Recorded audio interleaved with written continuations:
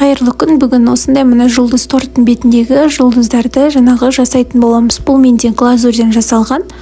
Оны кондитерский магазиннен таба аласыздар. Ол үшін осылайынан глазурымызды микроволновкаға 1-2 секундқа қоямыз да араластырып отырып жаңағы ерітеміз. Осындай еріген болады.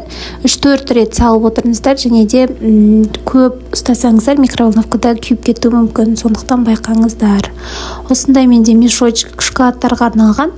Соны осылай стаканға кигізіп, одан кейін жаңағы еріген шоколадымызды құйып, әбден ерітіп аласыздар ғой. Одан кейін мына осындай қалташаға осылай басын байлап аламыз да. Осындай менде форма керек болады.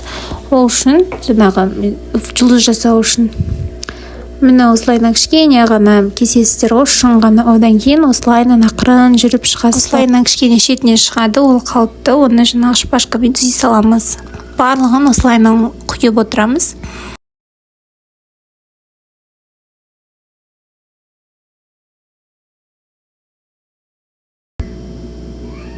Міне осылайынан құйылып шықты. Одан кейін жаңағы зубочистканың көмегімен осылайынан барлық жаңағы тесіктеріне шоколадты жүргізіп отырасыздар, жүргізіп шығасыздар, өйткені тесік қалып қалмас үшін.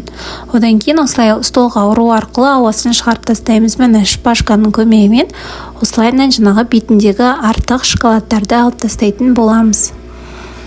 Бір келкі қыламыз. Осылай міне бір келкі болып шықты барлығы. Енді бұны морозильникке бір 10 минутқа или 15 минутқа қатқанша ұстап қойып қоясыздар. Міне осылайынан қатып шығады. Ақырын шет жақтарын былай өте жұқа болғаннан кейін тез сынып кетеді, сондықтан шетін ақырын былай тартасыздар. Одан кейін міне осылайынан тура видеодағындай ақырын асықпай аласыздар.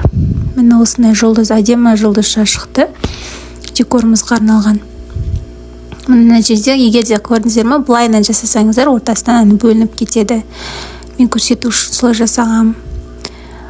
Сол үшін ақырын бірінші шетінен бастап жаңағы формадан шығаратын боламыз жұлдыздарымызды. Міне тағы да көрсетем. Ақырын шет жақтарын тартамыз. Жаңағы резинканы осылай силиконды кішкене былай қарай тартсаңыздар, өзі осылай шығады, оңай жеңіл шығады. Сондан кейін ең соңғында жаңағы ортаңғы жұлдызын ақырын былайынан аласыздар ғой. Чтоб тез алсаңыздар, жаңағы сынып кетеді, бағана көрсеткендей. Барлығында солай мен алып алдым. Шет жағындағы, қасындағы жұлдыздарды ұмытпаймыз. Оларды да сындырып алмаңыздар. Барлығын осылай алып шықтым. Өте оңай жасалу жолы. Дайын болды. Міне осылайынан қолдана берсеңіздер болады.